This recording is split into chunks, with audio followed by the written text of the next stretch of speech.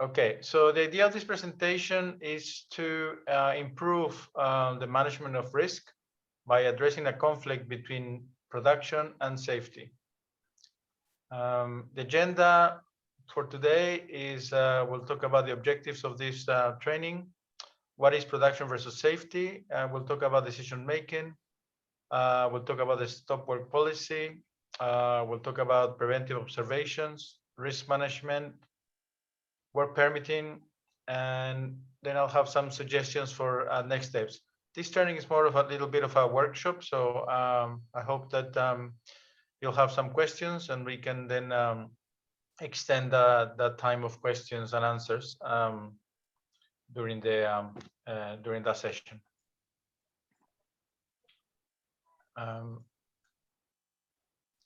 The objectives are three or four, sorry. First is we want to talk about addressing the production versus safety conflict. Then talk about find some strategies to avoid conflict, best practices and how technology can help us, and then the next steps. On this part of the presentation, I want to talk about the why I basically put production versus safety. Throughout my career, I've seen a lot of companies avoiding saying that there's a conflict between production and safety. The word or the phrase production versus safety is kind of not really adopted by many companies. They shy away from this statement. They have challenged in some of the companies that I work for that I cannot say that there's no conflict, that we produce safely, that safety is the most important thing, and many other slogans. But the reality is that at various levels, as we will learn today, there is a conflict between production and safety. And instead of ignoring it and waiting for a disaster to happen to understand that some priorities were not aligned with what the business needed, and having a disaster perhaps, that we'll talk today, you will see that the best approach is to expect that there will be a conflict, address the situations that may cause a conflict, and prepare for those so that at the end of the day, we will have a sustainable business, regardless of what it is. So to start with, some years ago, there was an explosion, a disaster in Australia, that because of the extent of the damage and the impact on one of the most important manufacturing companies cities in Australia, Melbourne. It basically caused Melbourne to be without power for more than 1 week, even 2 weeks. It caused a lot of learnings for the industry in Australia, and there's a really good book on this disaster.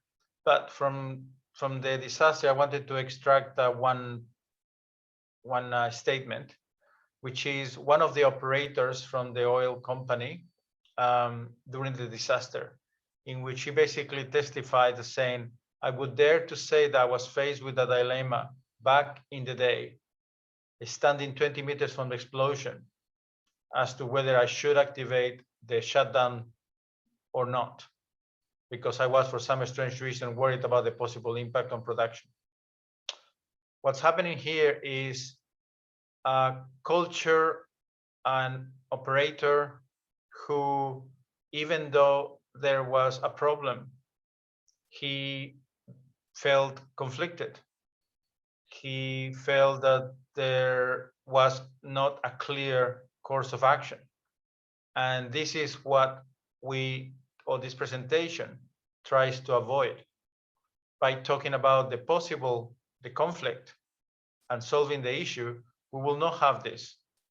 You know, there should not be any hesitation from an operator that if he sees a problem like this one, to just simply shut down and make himself put himself in a safe location. So this is exactly what this training is about, is addressing how to avoid this situation. Now we're going to play a couple of videos. At 94%, velocity 2,257 feet per second, altitude 4.3 nautical miles, downrange distance 3 nautical miles. Challenger, go and throttle up.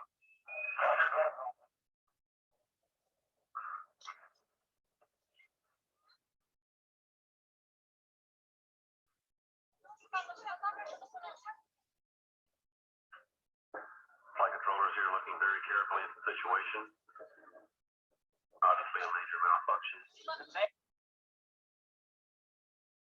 Astronauts aboard, streaking across the blue Texas skies just 16 minutes from home when it blew apart. In a horrifying echo of the Challenger catastrophe 17 years earlier, flaming debris fell to Earth along a 300-mile-long trail of destruction, Fort Worth to western Louisiana. Okay, so the situation that we have is we have the Challenger and then the Columbia disasters. And this is part of the issue with production versus safety that occurs at different levels. Astronauts aboard, streaking across the astronauts aboard. So in the first, to stress the point, here's a couple of extracts from the press. One that basically states that NASA never absorbed the lessons of the Challenger explosion in 1986. This talks about a lot of the stuff that we always talk about, but it appears that companies, especially the ones that have problems, are never addressed. You know, it's so easy to say, apply the lessons learned. But if we don't take this seriously from the corporate level, then the culture in the company at all levels is going to allow for lessons not to be learned. And then we'll have basically an issue, which I highlight here. The same keep it flying culture found to have disregarded ample evidence on a fatal flaw in the O-rings if the Challenger case failed again to heed warning signs that foam debris could cause deadly damage to the aging fragile Columbia. So here we have at the corporate level that instead of addressing what problems we could have on the safety side, there was basically the lessons learned were ignored.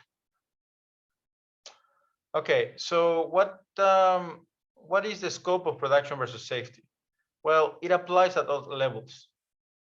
Production versus safety is a conflict that occurs at the strategic level, at the executive level, and at the operational level. You know, and it's important that we address the conflict at all levels. You know, a strategic, corporate, when we approve budgets, when we approve directions from the board to the senior management, you know, we establish policies that sometimes are just written down in a nice poster, but really we don't follow up. You know, executive, this is the people who should ensure that those policies are translated into processes and procedures that are followed by the operational people. But not all can be simplified into operational procedures. You know, there are many situations that basically cause the procedures to not necessarily be followed exactly for whatever reason. And this is why the operational people are also faced with this conflict. The main way of addressing the conflict is to understand the risks. And if we don't understand the risks, then basically we don't have the visibility of the business. Some risks could be negatives, some risks could be positive, and we'll talk about that in another occasion. But this is key which is summarized, or the core of this is what we call the preventive observations. You know, daily observations that are done from the people on the ground, the operational people, from visits that must be regularly carried out on by management, and even though occasional, perhaps once per year, visibility or observations by this most senior level of the company. And the fact is that without this information, we don't have any other observation, and we don't want to start picking up information after a disaster. You know, so this is where a key takeaway from today's presentation is the power of preventive observations. Decision making. What does this mean? It means that all levels must work towards a common goal, which is to have a sustainable business. You know, what does that mean in the case of, for example, of the issue with the refinery? That if there was a problem, and the problem meant that the platform or the refinery in this case had to be shut down for a day or for a week, then the decision should have been taken without hesitation. It was better, and hindsight is always good, but it was better to shut down for a week or for a day and then recover from that, rather than not shut down and put yourself in a situation that it will take months, if not years, to recover back to where we were before. You know, that is what the aim of solving the production versus safety issue is. Work towards a common goal, which is to sustain sustainable business. Okay. This can only be done by creating a culture based on strengths, not a blame culture. Reinforcing positive behavior. Allow for all communications to be open. And the most important thing, the leader, supervisor, should be an encouraging mentor, somebody who applies his experience. And sometimes experience is not necessarily technical. Sometimes experience is managerial, how to get the best out of the people, how to minimize the weaknesses, how to identify the weaknesses and ensure that those weaknesses do not affect the critical parts of the business, and try to make up those gaps that perhaps some of his people have. So this is all part of the decision making. A stop work policy. It's easy to say a stop work if it's unsure, unsafe, or concerned. But if you have a conflict, if it's not clear to you, if you have not rehearsed, if you have not been in a situation like a workshop in which you basically said, what if this happened? What do we do? And train for it, then basically these stop work policies that I've seen a few, it's non-existent. You know, you need to communicate it. You need to reinforce it. You need to give examples. You need to motivate people. And something very important, you need to ensure that everybody has a level of sense of vulnerability. What does this mean? It means that we cannot always assume that everything is correct, that everything has been done properly. The world is not perfect. So if there's a valve that's supposed to have been checked prior to the job, let's make sure it has been checked. Or an equipment that was maintained, let's make sure it was maintained. Don't just assume that somebody else was doing it. You know, we assume that somebody else is doing it, nobody does it, and then we end up with a problem. So very important that the stop work policy should be a live communication and reinforcement regularly, with the objective of never to lose the sense of vulnerability. Let's talk about preventive observations. Yes, we talk about safety first and all of that. Yes, we as you saw in this photo that I took in one of my visits some time ago, yes, we can end up with a lot of observation cards, but if we allow them to sit there on a pile, then invariably we're going to end up with an accident. So in this case, what techniques or solutions we have available right now? Well, for example, one of the applications that exists is simply to take a photo of the card. The process takes 10 seconds. Then it goes into a database. The image gets read. The algorithms these days are able to quickly recognize the vocabulary. And it just goes into a database. If there's a problem with the writing or whatever, then basically the occasional step is verification or whatever. Here, the objective is to capture as many observations as possible, but also, like some of you have experienced, there are some companies that basically say, give me 10 observations every day,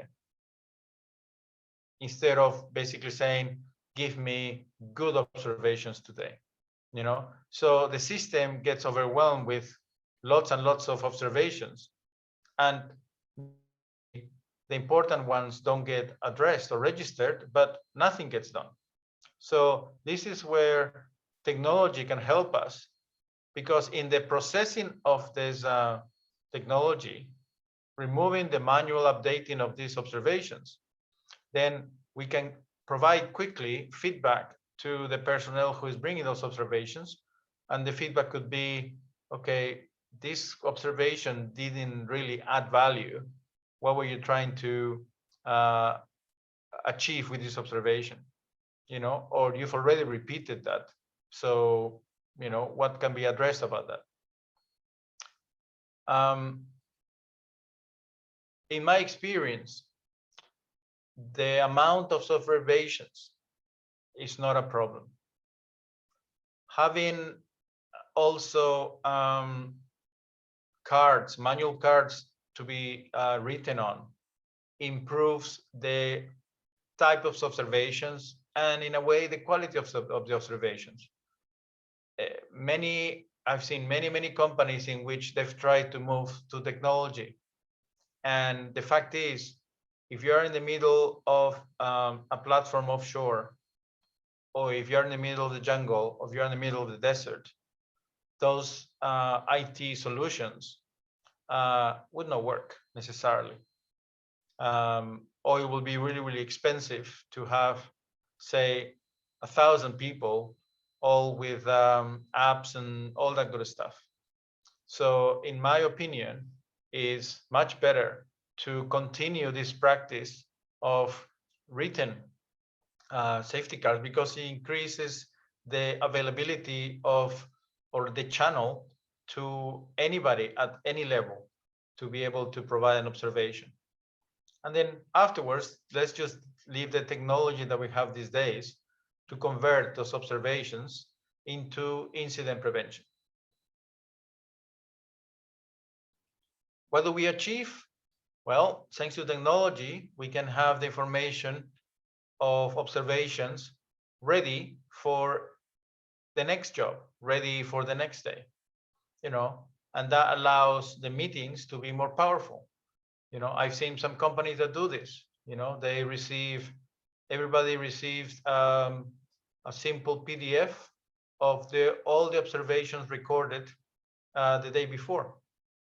You know, and I remember in some of the places, one of the engineers, prior to do a pre-start meeting, will review the observations. This is from the whole company, highlight the ones that they were relevant to its operation, and bring them up. You know, there is a power with regards to the conversation that you have with your own people about problems that have occurred in another location. For example, somebody had a problem with their lorry, with their truck, you know, and it was due to poor maintenance. And this could have happened on the other side of the world, but it doesn't matter. When you bring it up at a meeting, the people that have trucks, maybe it will, as a minimum, it will juggle their memory and say, oh, when was the last time that I did maintenance of my truck? When was the last time that I checked my tires? Oh, I forgot to do my daily check today of the truck. You know, this is how you help your organization, by bringing up observations from elsewhere in the business. You know, remember, the observations are not about a number of cars per day and an objective or whatever. The observations have the aim to alert yourself and everybody else in the organization on an observation, on a potential incident, on something that can be very, very useful for the rest of the organization. No? Lessons learned, obviously, and at the end of the day, we should end up with a work that's carried out efficiently and obviously safely. Now, let's talk a little bit about risk management. In short, risk management is about continuous improvement. You know, beyond the KPI results. Yes, we achieve so many numbers of hours without problems. That's just an indicator. You know, what we really need to do is motivate ourselves to establish a culture in which risks are identified always as part of our culture. It doesn't mean that we have to always be scared or worried about things may happen. No, it just means that we need to treat with respect, and as I mentioned before, do not lose the sense of vulnerability. Okay. In this wheel that is called the Deming wheel, it's talk about you plan, you risk identified, you assess the risks, you treat the risk accordingly, then you put the barriers or the controls in place. You then learn from the operation if the risk happened, and then you basically apply it to the corrective action and preventive actions if things happened. This wheel basically is just, and there are many examples of similar wheels like this. It basically talks about continuous improvement, not to be scared or worried always, oh, what could go wrong? No, it's just simply, how can we do it better? What could have gone wrong? And address it calmly before you actually start doing the job. Permit to work. This is something that's very close to my experience. I've been lucky or unlucky to have worked with many different permit to work systems. I have amalgamated, especially when I joined an operation, we had 4 different permit to work systems, and one of my jobs was to come up with just one that satisfied everybody's needs. I remember being told it'll be easier for you to ask people to change their religion than to get them to start using a different work permit. And it was true. It was true. But I've learned a lot in the experience, and this is where I transmit my learnings. The permit to work system should never be seen as an administration job, just to get a piece of paper done and then we can start the work. The way I explain to working personnel, supervisory personnel, and management about a permit to work system is that it simply addresses 4 points. First one is, do we know what we're doing? What are we going to do? And this can only be done if you have a procedure.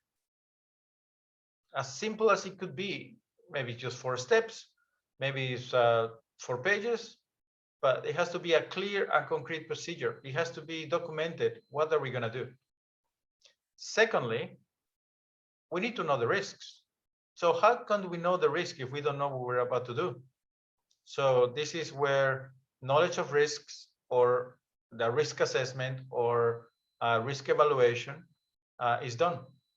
Then we need to ensure that our tools are ready, whether it is a crane, a helicopter, a small piece of machinery, electrical tool, even a spade. You know, we need to make sure that our tool is ready. When was the last time it was maintained? Is it in good condition, etc., etc. And finally, we need to make sure that we have the people ready for the job. Are they trained? Do they have the right experience? Have they done this before? And more importantly, or as important, are they ready for the job? Sometimes you can have the best guy ready for the job, but he's not mentally ready. He may have the experience, he may have the qualifications, but for some reason he is distracted, personal issues that happen to everybody.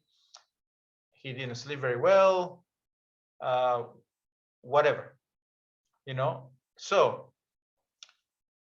we want the job to go well. We want to know what we're doing, procedure. We want to know the risk evaluation. We want to know that our tools are ready, documentation for the tools.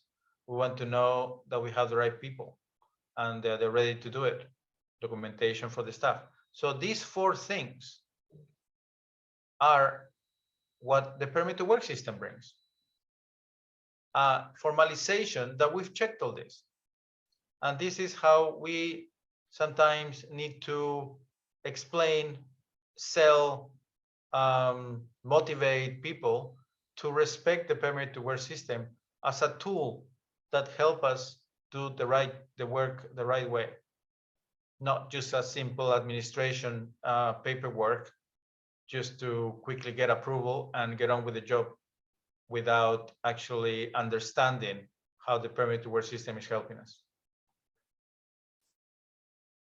So next steps in any company, my recommendations start with that there needs to be decision-making reinforcement always. We need to empower our people. We need to confirm with them what can they do, what cannot they do. Don't just assume that an operator is going to see a problem, is going to be a shutdown valve next to him, and he's going to press the button. Countless situations I've seen where an operator is not prepared to press the button and he's forever searching a supervisor to give him the approval. That same supervisor is also going up in the chain looking for approval, and in the meantime a disaster is about to happen.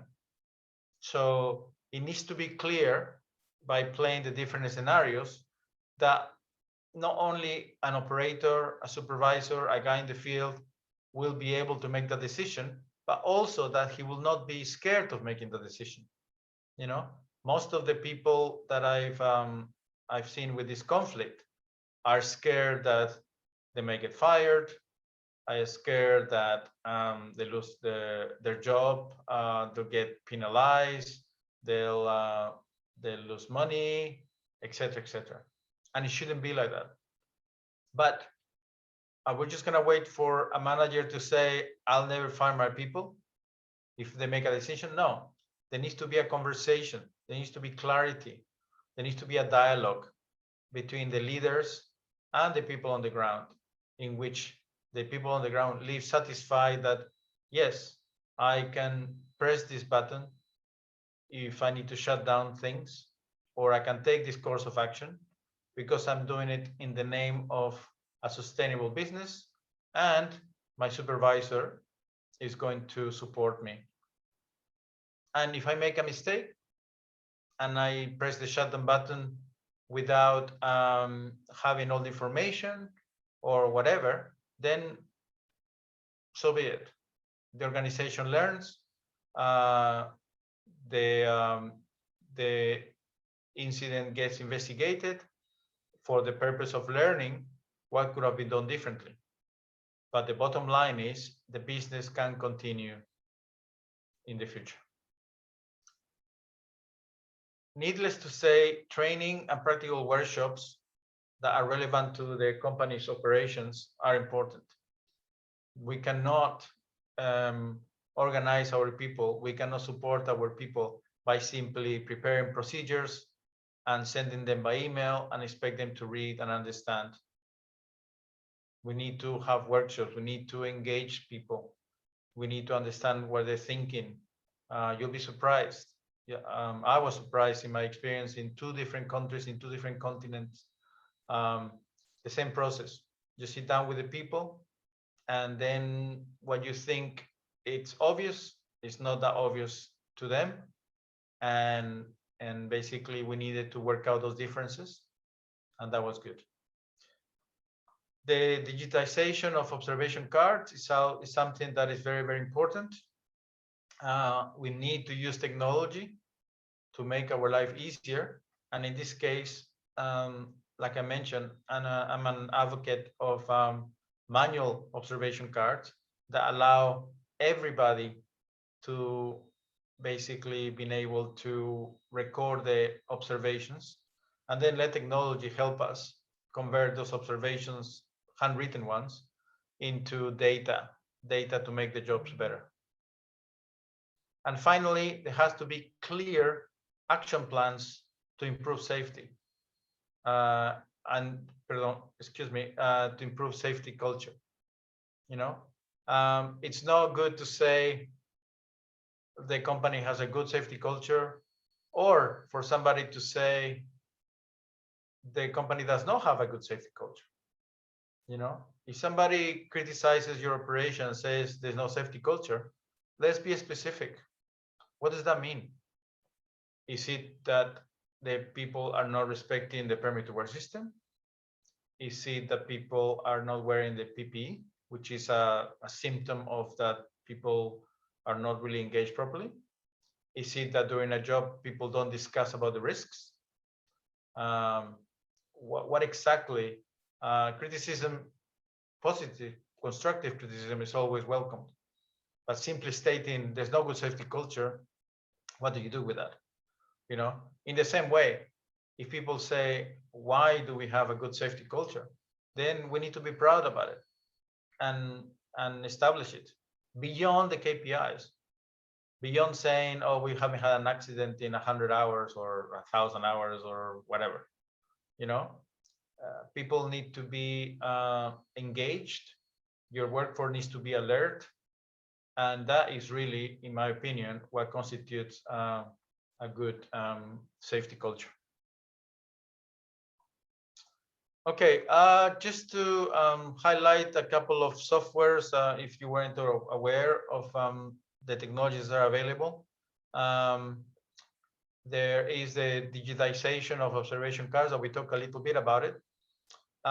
There's also systems that help process especially in large companies, large operations, the digital permit to work system. And the idea is all the 4 steps, all the 4 key components of the permit to work system can be managed better, can be accessed better, can be transmitted better, can be visualized better. That's really the aim of the digital permit to work system. Not just simply make it easier to click and approve. No, but give time so that the risks can be reviewed, procedures can be reviewed, equipment, documents for the equipment and personnel can be reviewed. That's the objective of introducing a digitization of a permit to work system. And also something that's relatively new, it's basically a lot of sessions called brainstorming sessions. Countless sessions in which people write on the whiteboards, use stickies of different colors, and it takes a long time to convert all those sessions, which are very, very important, into data that can be used for the organization in their continuous improvement drive. Again, that technology is available should you wish to use it. Anyway,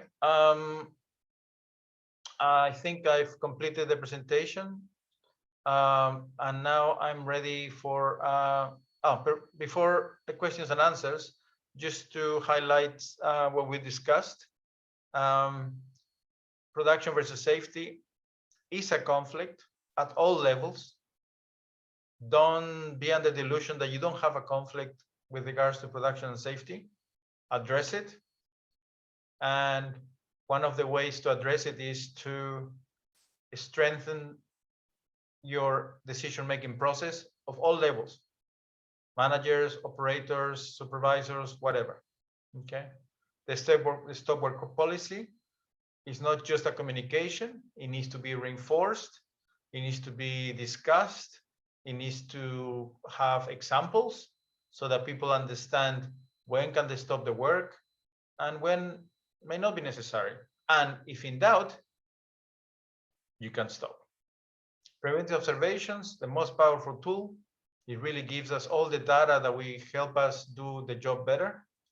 Risk management, it's something that it should be a word or a couple of words that are in everybody's vocabulary because it's part of the job. You know, work permitting, again, the 4 key things of the work permit, regardless of what color, regardless of the form, regardless of whatever, you know. The work permit is first what we want to do, what we're going to do. Second, understand the risks. Third, ensure that the tools, equipment is ready for the job. And fourth, and most important, ensure that the people are ready for the job. And the next steps that we discuss, which involve basically action in all the items I just mentioned. Anyway, I'm ready for the questions now.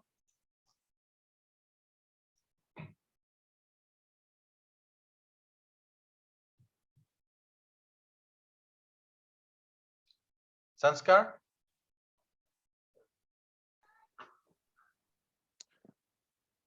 Yeah. Hello, Oges? Hi, George. Yes, hello.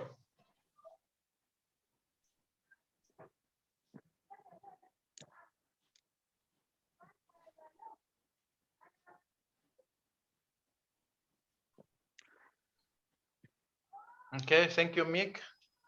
No questions from him. Anybody else has any questions?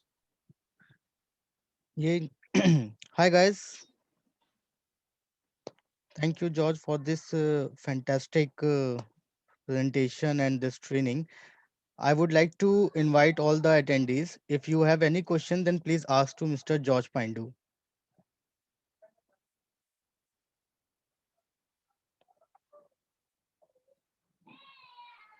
No question, Josh. Can go forward. Hello? Everything is clear. George, it's Alexander. It's, from Russia. You know, everything is clear. Excellent. And good presentation, man, you're making. Yeah. Excellent. I mean, Thank you very much. all of the just mentioned here, you know, we apply here in Russia as well. And you know, like decision making, stop of work policy, you know, just guys, you know, has a freedom, you know, just to may intervene and you know just stop any work if something not going right, and so, you know, it's like obligatory for the guys, you know, we always, you know, reinforce them, just, you know, if you see something, just stop the work, don't be shy, you know. That's, you know, and also we use you mentioned about the work permit, right? And I know in Russia we use the Vision version, and you know, and several, I mean, not, it's actually 5 types of permit. It's critical work, hot work, and you know, general work, confined space work.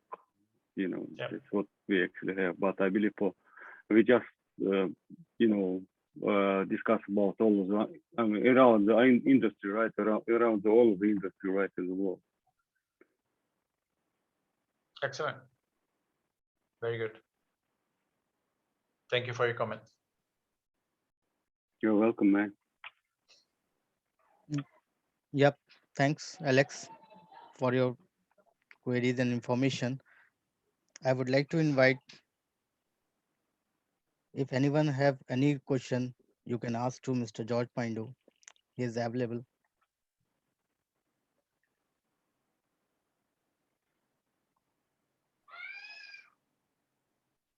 George. This is George here.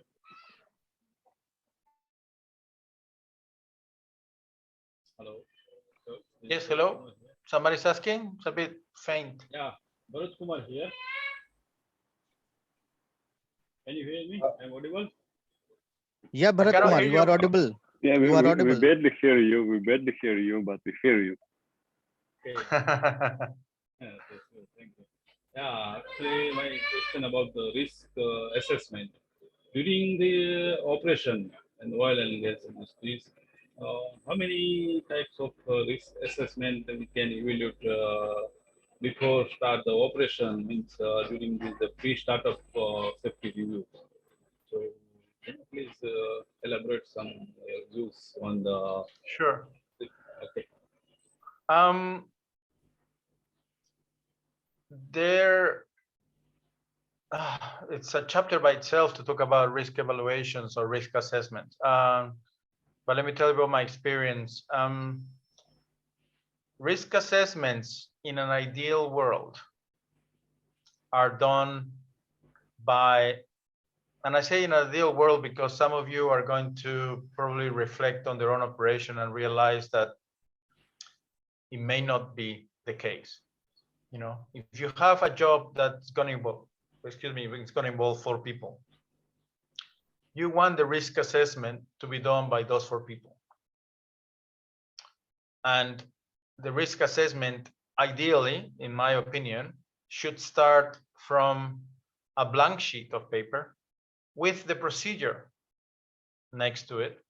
And basically the workforce, all 4 of them in this example, go through each step, identifying the risks of each step, bringing their own experience, and perhaps having a risk database to the job and apply to that.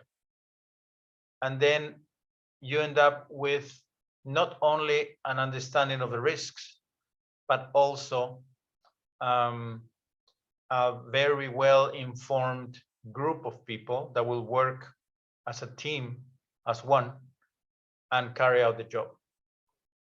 Unfortunately, now I'm going to talk about what I've observed. Over the number of months, if not years, some jobs, some tasks become or have a risk assessment prepared in Excel, and the number of risks get added without reviewing the previous ones. I've come across risk assessment that are 7 pages long, and all 7 pages were printed straight away from the database. The spaces of 3 or 4 people were signed. The risks or the 7 pages were not reviewed. And there's a problem with having 7 pages of risks. Having more risks identified do not mean that you are necessarily understanding the whole process. For the people with experience, I realize that the critical risks are the main ones, and those are the ones to concentrate on. And other minor risks, whilst it's important to know them, sometimes in a review of risks, all they do is they take time for what is critical. As manager of some operations, I've seen accidents where they just didn't give themselves enough time to review the risks because they were faced with, we don't have time to review 7 pages. And that was completely the wrong approach. So without saying names, I worked for a company in which we had identified this problem. You know, we basically realized that our company's operations, the risk evaluations were carried out, the box was ticked, But when you get into the detail, you realize that pages and pages of risks were already typed up in Excel. And when it was time to do the risk assessment, basically the risk assessment was printed, 4 people sign and get on with it. So what we did is we went through a whole exercise of really getting rid of those 7 pages, identify the ones that were critical, and ensuring that those 4 or 5, say no more than say 7 risks were clearly understood by everybody. You know, I've seen, you can imagine how easy it is to add volume to a risk analysis and be proud, wrongly proud, that say, well, I've identified all the risks I have all the risks identified. There's 10 pages of risks. Volume is not the issue. Quality is the issue. And more importantly, understanding of the crew, what the crew is going to do, what the team is going to do. That is the most important thing, you know. Clearly, in my experience, there is also another problem with risk analysis, where it gets focused on only the critical parts, the heavy lifting, the torquing up a valve, or the carrying out a crane job, you know, for example. And then other things get forgotten, which then cause you an incident. For example, something I have a big problem with is housekeeping. You know, housekeeping before the job, during the job, and after the job. And the risk of not being organized and having the proper housekeeping will cause you problems at the start, during, and afterwards. You know, and that risk needs to be addressed. And how does it get addressed? When somebody says, I'm gonna do a job in 3 hours, the leaders need to make sure that the time estimate includes the part of housekeeping, leaving everything cleaned up afterwards, taking the time to ensure that I just didn't, you know, changed a valve or maintain a compressor, but I took care of the rubbish, the residues, the residual oil, whatever that I created. That part gets missed. And then, as always, they say, oh, somebody else will come and take care of it. And before you know, you end up with leftovers from jobs, which then become a risk by simply being there, for example. You know? So that's my experience on risk evaluations. They're called risk assessment, it's called risk evaluation, they're called JSAs. I don't know, they can have many, many names. But the important thing is understand the risks and clearly understand what's the job that's going to be done. So thank you, George. Yeah, thank you very much, George, your explanation. I'm adding one more point on that risk associated with the oil spillage during the operation. Can you please explain some details on oil spillage risk assessment? Sorry, I heard oil spill. Yes, risk associated with oil spillage. So kindly please can you give some hint on the risk associated? That's right. with Yeah, oil. That's right. Spills, which invariably are going to occur. We need to be prepared for that. We cannot just assume that, oh, we will make sure that not a drop falls into the ground. I mean, we just have to assume that something will not go according to plan when we open that valve or whatever, and that something may spill, and be ready for that. That's part of the housekeeping risk, as I call it. That should be, again, that should not be something that people are scared about, or operators be timid or shy about saying, oh, what about if we have a spill? This is where the leader, mentor, should come and say, that's a good idea, let's get it ready just in case, and if we don't use it, no problem, but at least we were ready. Thank you, George. Thank you. You're welcome.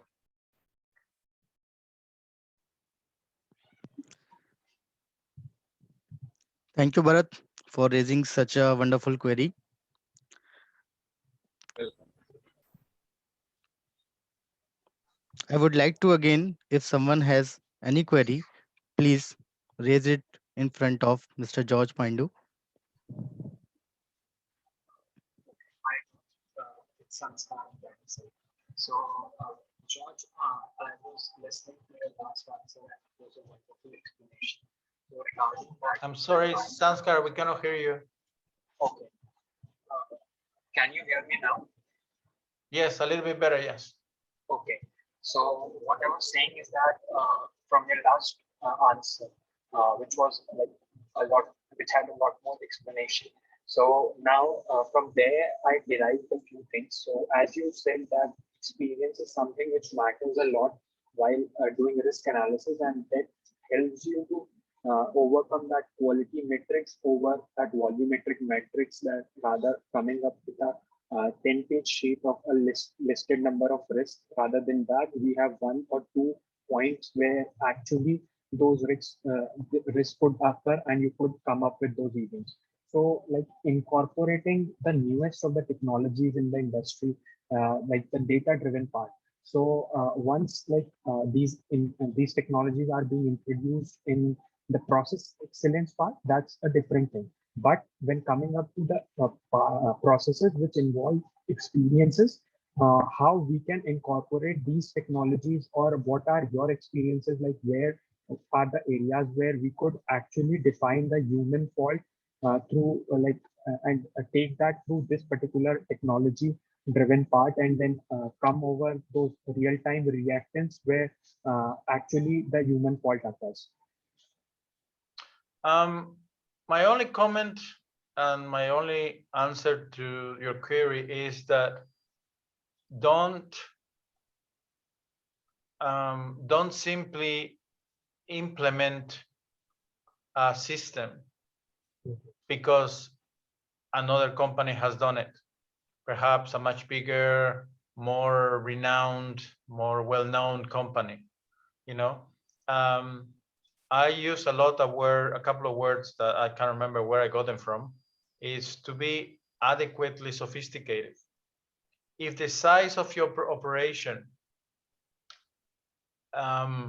calls for a simple use of Excel, then let's just use Excel. Some companies appear to have very robust IT policies which force the implementation of technologies that can help to be either oversized or to be implemented in a way that when it finally gets done, it doesn't really help the business. If the company's operations needs to find a way to always remember and close out the actions from an event or from an incident, then focus the technology on that. If it's only an issue of awareness and trying to avoid that two people in the middle of or two groups of people in the middle of the desert come to the same location to do different jobs that are in conflict, then the issue there is the communication and the visibility of all the works that are occurring. And for that, you can design simple visualization ways, simple communication protocols that help at the time of somebody opening, for example, a permit to work, for to use that, to before he starts to actually realize, oh, hold on, for whatever reason, there's another job that is already about to start in there. You know, not necessarily on the same location in terms of the equipment, but perhaps on the same geographical location, which can cause a conflict. So going back, it's to be adequately sophisticated, understand what your operation needs, and implement the technology that helps you sort out your problem. Different companies have different ways of working. That's what makes us different. You know, not all industries, whether it's manufacturing or whatever, not all factories work the same way. They would like to, but the fact is just doesn't happen. You know, different levels of training, different levels of skill, different levels of knowledge, different levels of experience. So yes, so that's the answer to me anyway.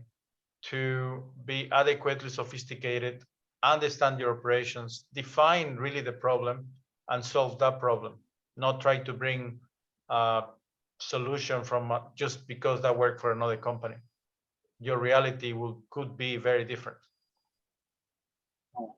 Thank you, John. That was a quite practical answer. Maybe what I could gather from it is, rather than inputting a lot of complexities and learning from others' experience, be more prominent on your own experience and own employees' lessons, and that could help you to like rather go for a more simpler manner and attenuate more easier ways to reduce risk. That's correct, yes. Thank you. Thank you.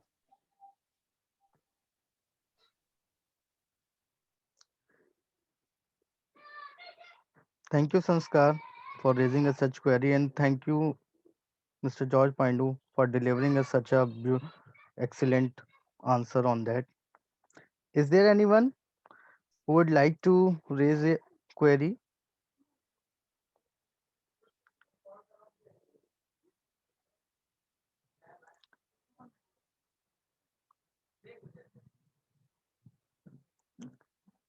Dear attendees, am I audible? Yeah, it's okay. Clear from my side. That's okay. Go ahead, please. Okay. Yeah. Thank you.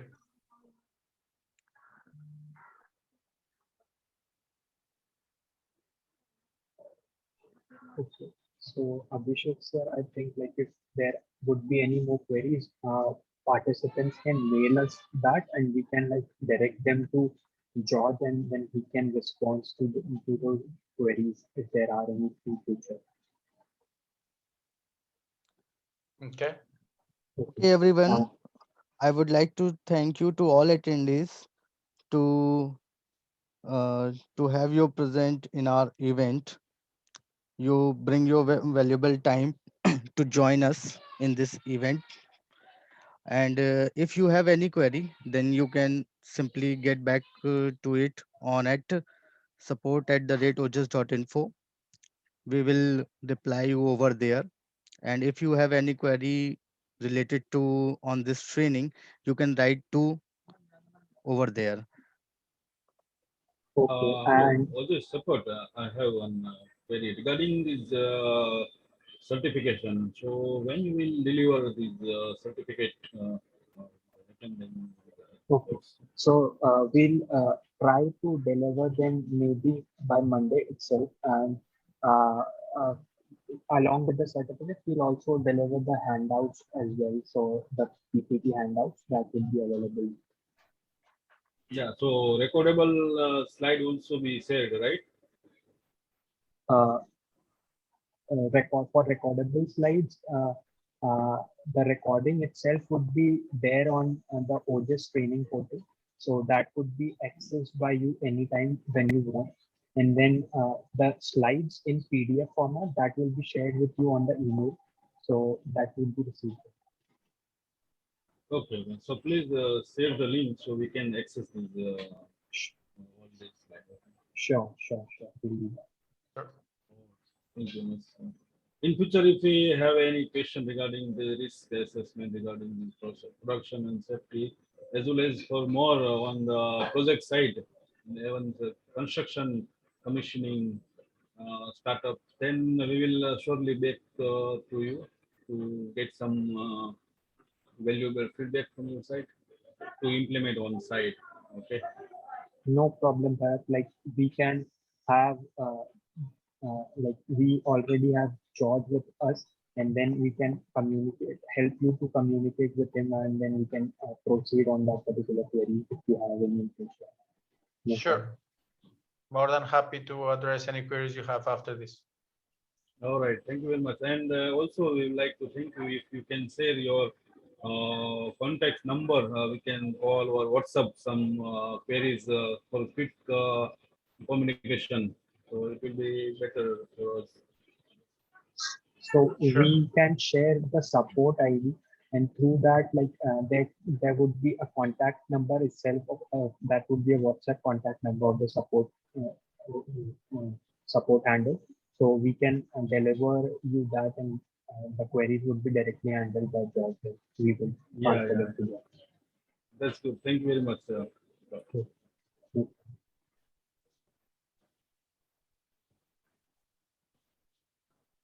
Well, thanks again to everybody. Okay, Thank you, thank everyone. George, all supporting team and all attendees. Thank you very much. Yeah, Have a yeah, good yeah, day. Stay safe, yeah, yeah. healthy. Go home. Stay Thank safe. you very Thank much. you. Sure, Thanks a sure, lot, sure. everyone, for the time. Thank Thank you, you. everyone. Thank you.